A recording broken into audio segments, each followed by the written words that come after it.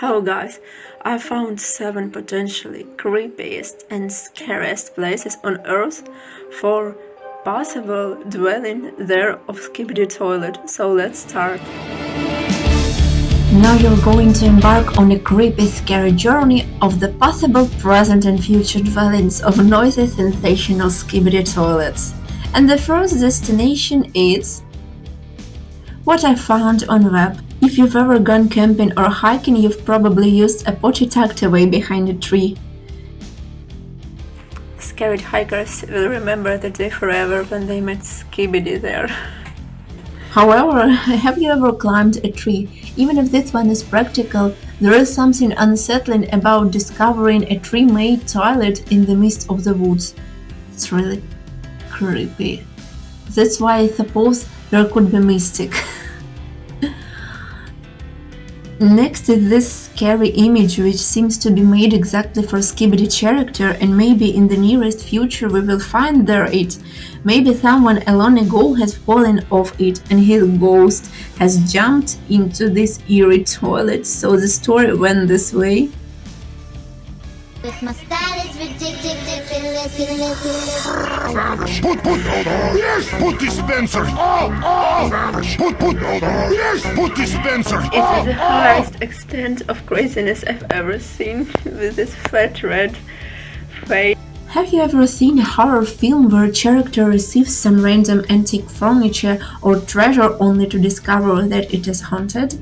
That's how this appears. This eerie-looking restroom is for the spirits of past meals, but it wouldn't surprise anyone if there were also actual ghosts residing inside. It is perfectly suitable for Victorian-era Skibidi toilets. Really. I want to see Skibidi toilets in the previous epochs. I want to see Skibidi Toilet in Victorian epoch, for Victorian era, or even maybe for previous centuries or even 1,000 years ago. The toilet in Rome Empire would like. There was a big sewer in Rome, and there were also sewage. I just would be interested to know how would those Skibidi toilet like Skibidi man, Roman. Just I'm curious about it. Could you creators Skibidi toilet in different styles, in different epochs? How they look like, how they dress, how would they act? It's interesting. It's interesting. It's not too horrible in here. Even the toilet itself is typical in this image. However, when you fill the space with a number of spooky dolls, you instantly transform an ordinary bathroom into a setting of a horror film. Though dimly lit, Annabelle has appeared frequently enough for us to know to avoid this restroom, and this doll could still exist inside of it as a horror movie Skibidi Toilet doll with a red wig.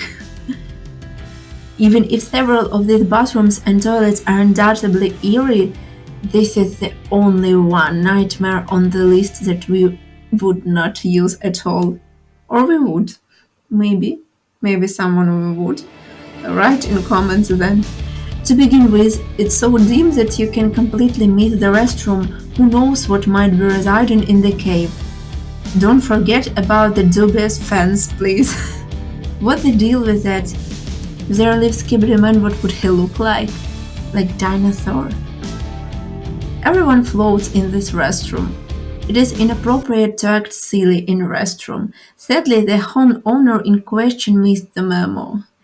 They created the Halloween bathroom on our nightmares instead. The good news is that if nobody uses the restroom, you won't need to clean it as frequently. Will you be afraid of Skibidi Toilet on Halloween this year? Also, write in comments. Are you afraid of Skibidi Toilets at all? Or it's just, I'm afraid of them. I'm afraid of Skibidi Toilets and they're so nasty. Yeah, the bathroom is behind the door, guys. On your left, just around the corner. Ignore any strange chanting you hear. Don't be surprised hearing ominous Skibidi song and attempt to leave quickly this place. The last person who entered never returned, I think. We can picture the owner of this restroom stating something along those lines. There is no chance that the strange red light surrounding the bathroom is merely decorative. Let me know in the comments which one of these toilets scared you the most, and where do you think would be the best place to live for Skibidi Toilet? Thank you for watching, guys. I also have a question. Maybe it's only my question, but I'm really curious to know if they are continuously dwelling in sewer, then why they are so clean? I don't see any dirt on them, on their face at all. Why? Is they just so tidy like for canalization months?